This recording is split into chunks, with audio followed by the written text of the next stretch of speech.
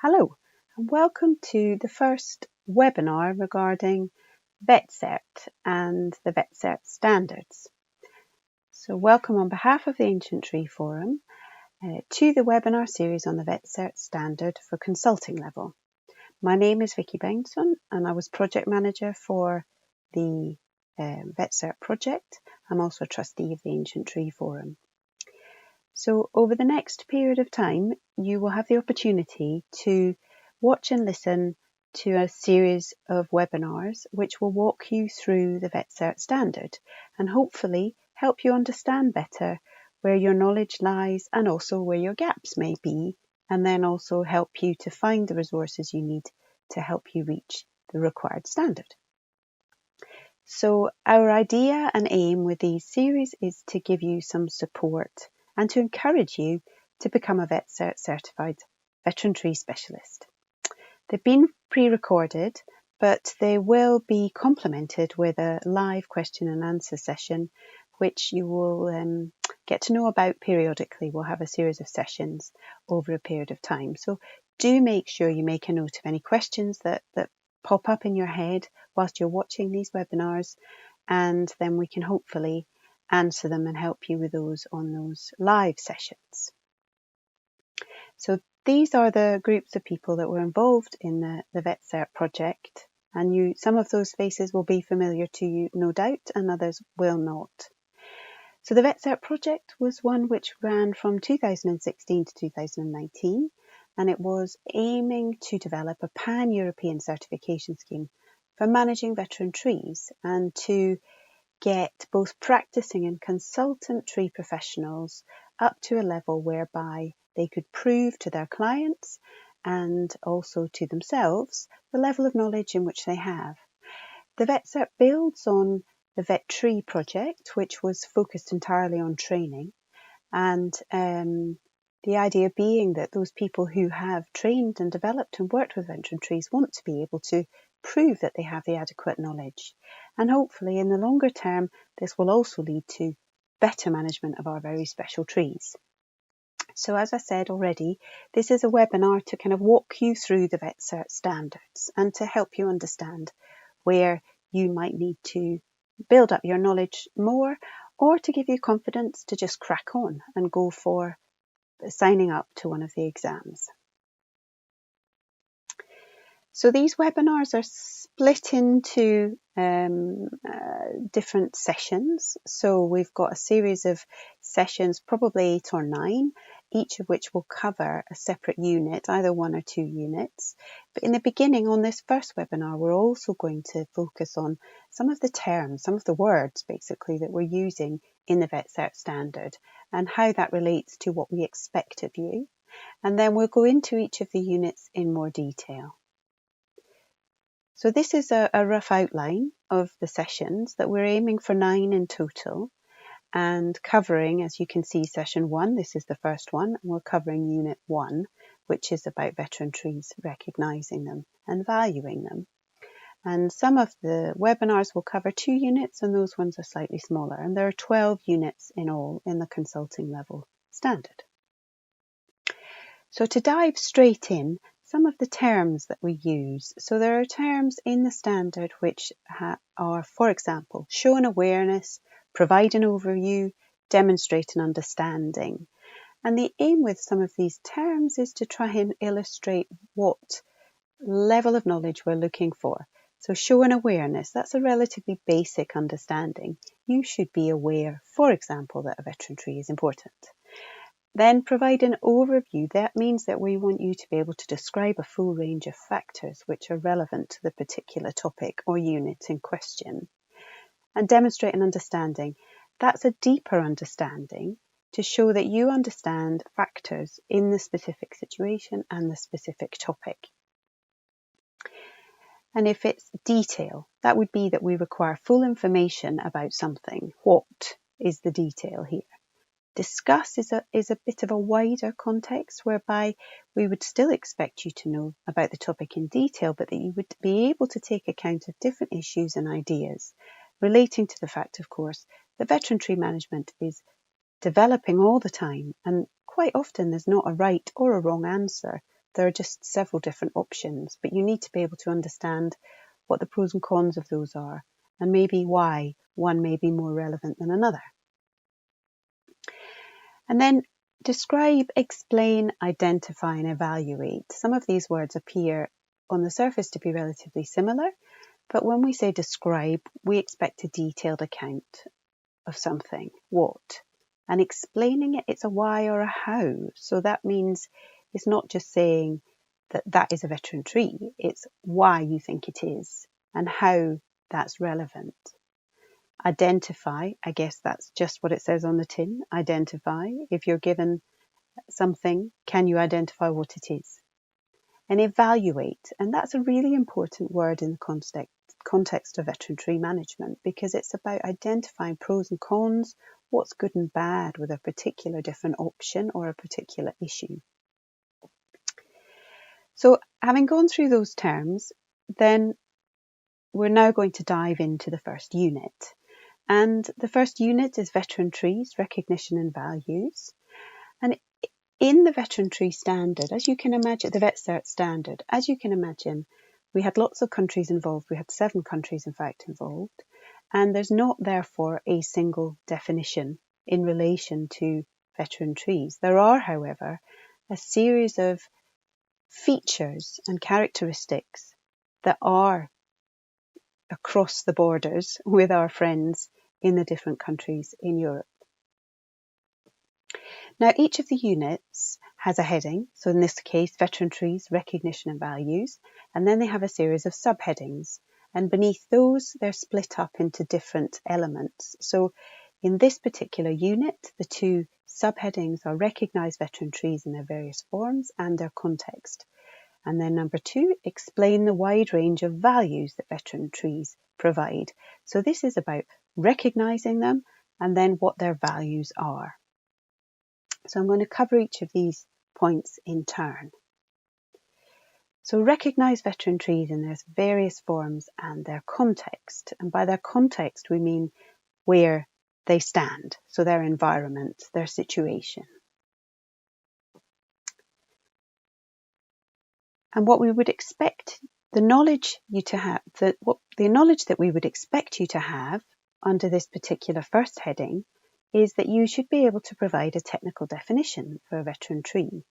Now, as I said, there's not one single widely accepted definition across Europe, but they do share certain characteristics. And those may be age, as in size in relation to the species. They may be very old, great chronological age for the species. And then they may have ecological values. They may have a complex structure or tree architecture with hollowing, with decay, with roots that are growing inside the trunk.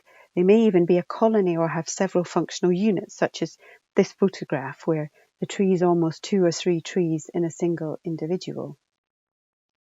And the fact that they may have ecological, cultural and social values doesn't in their own right always make them a veteran tree, particularly the historic or the cultural aspect, because a tree may have recently been planted to celebrate an event which gives it heritage value, but that doesn't necessarily mean it is a veteran tree or it's of significant age.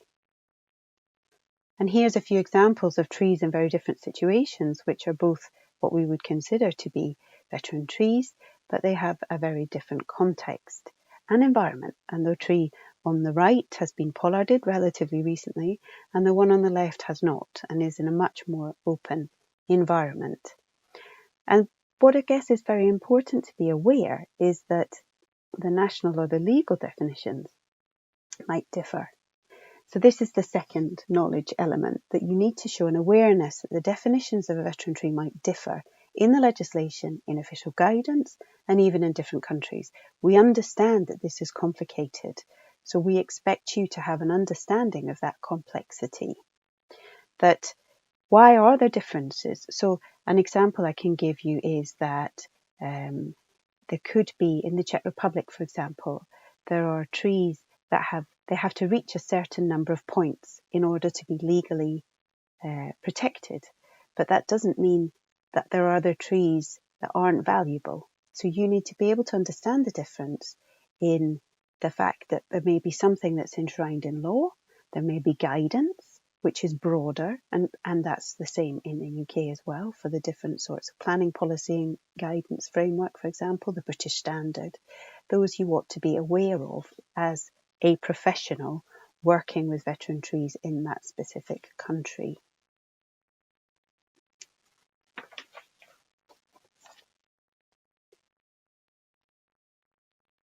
Then, in addition, the third element on this is about the place in which the veteran trees grow.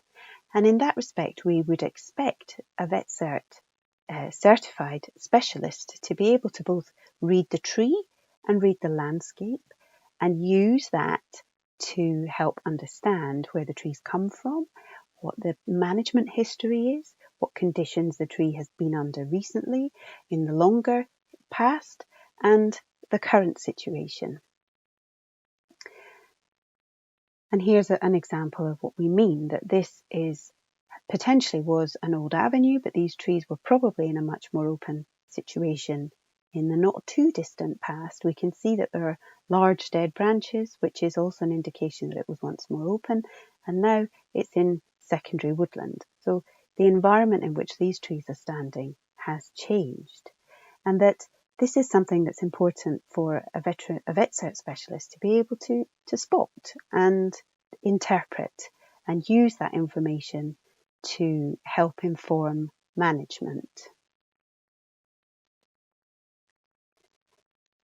So then the second subheading in this unit is about explaining the wide range of values that veteran trees provide. Now, that may be very obvious to some of us, but some of them are less obvious. So, for example, the tree in this picture is a ragos from Brittany, from France, where they actually shred the trees. And those have great cultural heritage and social importance. And they are also very typical aesthetically for that region of France. And that means that these are slightly less typical, if you like, in comparison with the big, old, hollow trees which are full of what we might call ecological values. So that's also important to take account of those. In some respects, it's easier to spot when a tree is of ecological value than it is for spotting if it's actually of heritage value or even social value. And this is a very good example. The avenues are often where we see all of these things joined together in a big pot. So we have the aesthetic value that the avenue in its entirety creates. So the line that leads you to a house or a building or whatever it might be. The trees may be of different ages, but within that avenue there may well be very old trees, which have thus an aesthetic value, but they also have a social value and a cultural value because they're associated with the landscape, which has changed over time. They may well also have great ecological value. So these are maybe a more typical situation where potential conflicts arise, and being able to understand and appreciate the different values that the veteran trees can provide is really very important. So then another part of this about the values in relation to veteran trees is also that you, as a VetCert specialist, can actually talk about the trees with a wide range of audiences, the values of those trees and their special management requirements. So the expectations here are that you will be able to communicate clearly and correctly with all different audiences, because as we well know, you may be talking to a very specialised ecologist in relation to the species associated with the veteran tree, but you could equally be talking to a private individual who's got this in their garden who doesn't have the technical knowledge. But it's just as important that you can communicate clearly and advocate the value of veteran trees regardless of the audience. And many of us understand that when working with veteran trees, there's an awful lot of psychology involved. And being aware of that and conscious of that in the way in which you communicate is really very important. In many respects, more trees have been conserved because of the way in which we've been able to communicate their benefits to people necessarily, rather than wielding a saw. So then finally, some resources to help you with this particular unit. On the VetCert website, which I would clearly recommend that you look on, and that's where the standards are in lots of different languages, but also a whole range of materials are available to you to help support you in bringing yourself up to the knowledge standards required. There is a fact sheet just on definitions, which, as I said in the beginning, there isn't a single definition across for VetCert, but there are a number of commonalities which have been pulled together on that fact sheet. So I would seriously recommend that you have a look at that. But primarily, it's very important that you familiarise yourself with what is relevant in the country where you are working and the country where you plan to take your examination. Then there's also the book produced by the Ancient Tree Forum back in 2013, which is edited by David Lonsdale. And the first chapter introduces you to some of the concepts and principles in relation to recognising and evaluating veteran trees, and also outlining and summarising the different values that they have. Then there's also some ancient tree guides, which is actually, this one is currently under revision, but there are a number of resources in relation to that with regards to what are these different sorts of trees. And it's important to understand that in the UK at least, ancient and veteran and other trees of special interest are actually differentiated. That's not the case, generally speaking, in the other European countries that we've worked in with regards to VetCert. So that's a run through the first unit to give you an idea of what the knowledge level that's expected of you. And the next webinar will be related to Unit 2, the development and ageing of trees, the role of physiological function and dysfunction. But please remember, once you've gone through this webinar, do note down any questions that you might have, queries that you might have, things that were unclear to you, and we can take those up in the live question and answer sessions. Okay, thank you for listening, and we'll see you next time.